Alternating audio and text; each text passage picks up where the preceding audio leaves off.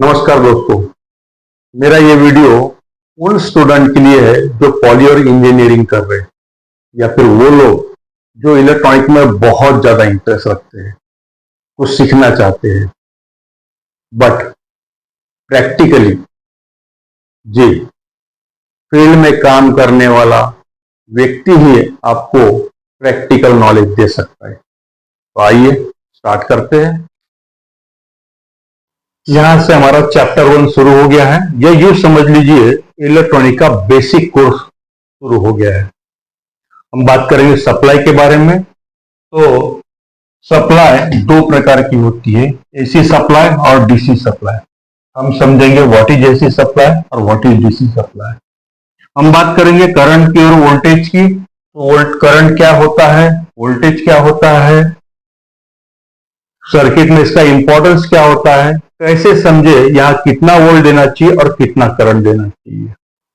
यदि इलेक्ट्रॉनिक के basic compound जैसा resistance, capacitor, transistor, diode, transformer, Arduino Uno controller, different type के sensor, इनके बारे में प्रैक्टिकली और इन शॉर्ट में थियोरेटिकली यदि सटीक जानकारी मिल जाए, जैसे ये कंपाउंड क्या काम करते हैं, इसको कैसे बनाया जाता है, इसको क्यों बनाया गया है, सर्किट में इसको कैसे लगाना, एक आधा नंबर का कंपाउंड नहीं मिला तो उसका सब्स्टिट्यूट कौन सा लगाना या उसका सॉल्यूशन क्या निकालना, कौन से नंबर का लगाना, कौन से वैल्यू का लगाना, इसको परचेस कैसे करना, ये सभी जानकारी हर कंपाउंड की चैप्टर वाइज आप तक इस वीडियो के माध्यम से पहुंचे, ताकि कोई भी स्टूडेंट हो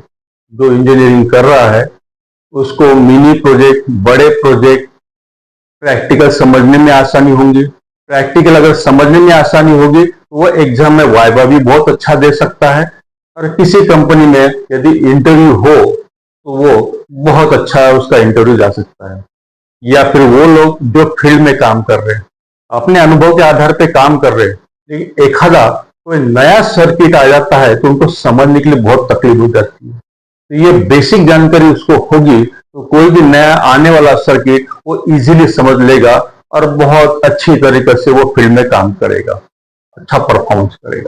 मैं आपको टेक्निकल लैंग्वेज में नहीं बताऊंगा, सादी सरल भाषा में आपको बताऊंगा ताकि आप इजीली समझ सके। मैं खुद फील्ड में लगभग 35 साल से फील्ड में काम कर रहा हूं।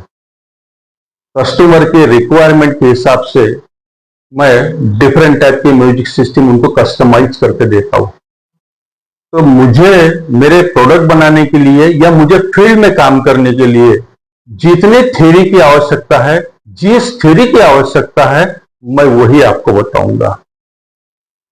डीप थ्योरी नहीं बताऊंगा, वो तो स्टूडेंट को कॉलेज में बहुत अच्छे ढंग से पढ़ाया जाता है। जैसा मैंने आपको बोला था, सप्लाई दो प्रकार की होती है, एसी सप्लाई और डीसी सप्लाई। जनरली हमारे कोई पूछता है व्हाट इज एसी सप्लाई या व्हाट इज डीसी सप्लाई, तो हम लोग आंसर करते हैं अल्टरनेटिंग करंट या डायरेक्ट करंट। ये उसका आंसर नहीं हुआ, ये उसका फुल फॉर्म है। अब एसी सप्लाई क्या होता है, डायग्राम की मदद से हम लोग समझ लेते हैं। बात करेंगे हम लोग एसी सप्लाई की।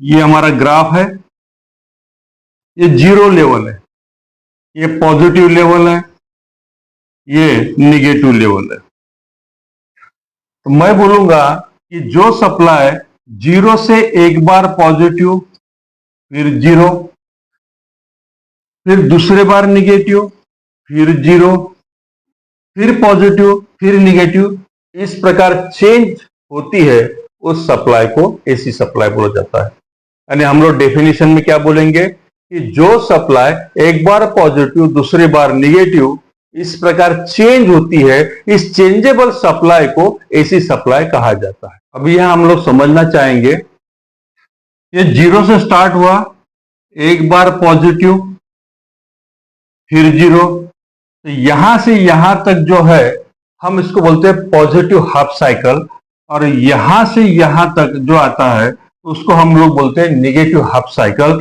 और यहां से ये कंप्लीट जो है, मैं बोलूंगा यहां पे कंप्लीट एक साइकिल।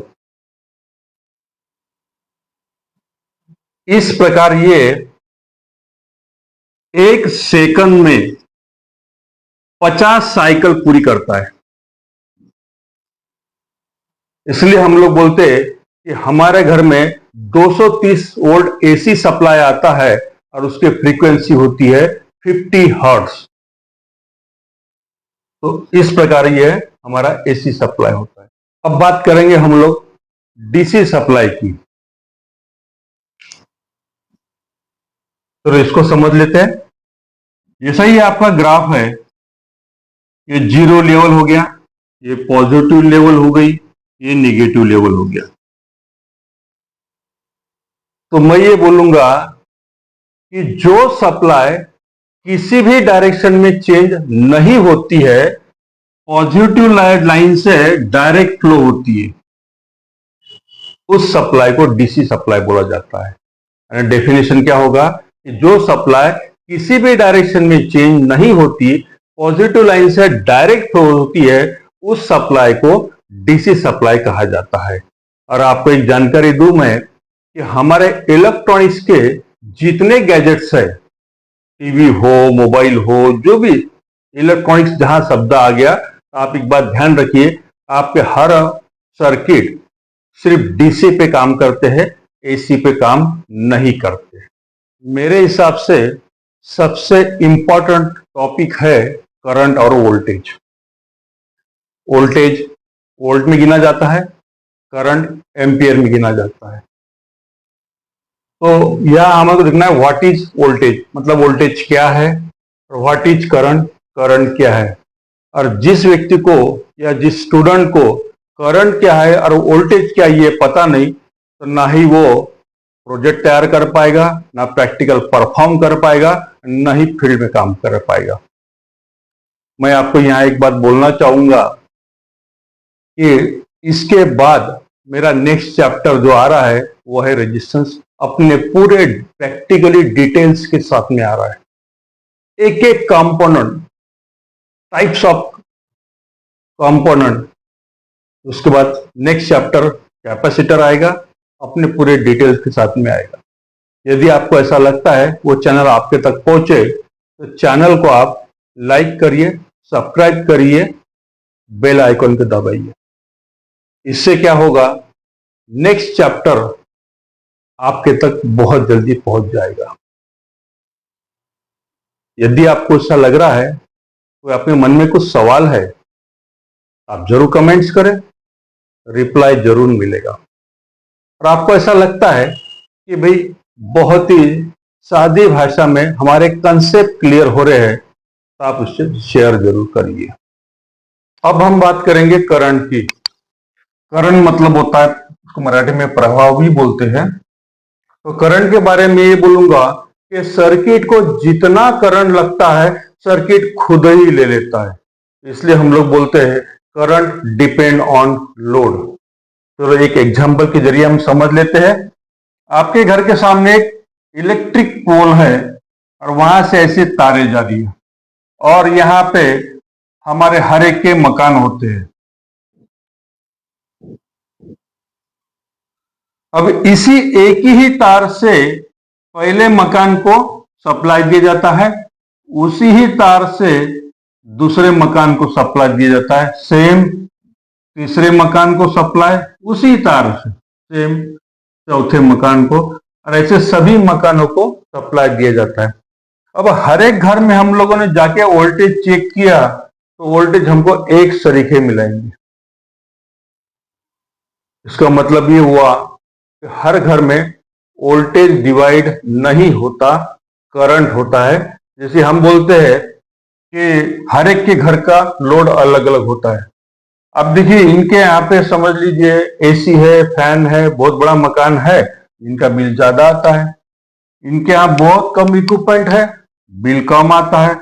इस प्रकार से हर एक का बिल अलग अलग आता है। मतलब कंजम्पशन किस चीज का हो रहा है, कंजम्पशन हो रहा है करंट का।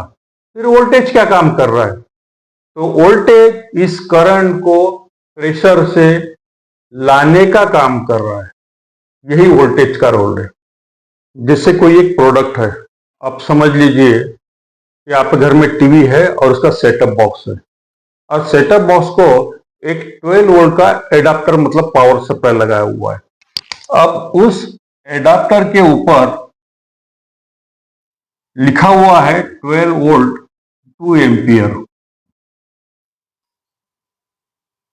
मतलब ये आपका एक प्रोडक्ट है, सेटअप बॉक्स है,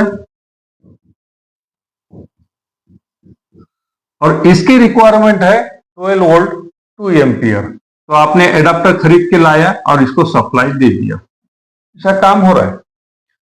अगर ये एडाप्टर किसी कारण से खराब हो जाए और आप उसको परचेस करने जाए तो दुकानदार बोल रहा है आपको 12 वोल्ट 2 एम्पियर तो नहीं है, मेरे पास में 12 वोल्ट 5 एम्पियर है। ठीक, तो आप इसको दे सकते हैं, क्योंकि आपने 12 वोल्ट तो बराबर दिया है उसको। अगर 5 एम्पियर भी दे दिया तो आपको पता है करंट डिपेंड ऑन लोड। ये सेटअप बॉक्स अगर ये 2 एम्पियर किसी करंट की रिक्वायरमेंट है और आपने 5 एम्पियर भी दे दिया तो भी वो 2 एम्पियर ही करंट लेगा, आपका सर्किट नहीं जलेगा। हाँ, इसके जगह आपने ऐसा किया कि आपने एक 12 वोल्ट 1 एम्पियर का दे दिया, अब क्या होगा? सर्किट का रिक्वायरमेंट 2 एम्पियर का, आपने दिया 1 एम्पियर, उसको कम पड़ेगा। ऐसी कंडीशन में वो करंट ज्यादा खींचने की कोशिश करेगा, और ये आपने जो सप्लाई लाई एडाप्टर लाया हुआ है ये तो 1 ही एम्पियर का है, तो ये उसको करंट प्रोवाइड नहीं कर पाएगा और ये एडाप्टर फिर से जल जाएगा। तो ध्यान रहे, आपको वोल्टेज जितना बोला गया है उतना ही देना है, और करंट और आपने कम भी नहीं देना है। अगर आप कम देंगे तो एडाप्टर जल जाएगा। तो जो वोल्टेज बोला गया उतना वोल्टेज और जितना करंट बोला गया उतना करंट देना है। अगर इनकेस आपके पास अवेलेबल नहीं है, मार्केट में अवेलेबल नहीं है, तो आप ज्यादा एम्पियर का भी लगा दिए तो उससे कोई नुकसान नहीं होगा, क्योंकि सर्किट में जो लगा हुआ है वो डिपेंड ऑन लोड, तो करंट आपका उतना ही लेगा जितनी उसकी रिक्वायरमेंट है, ज्यादा नहीं।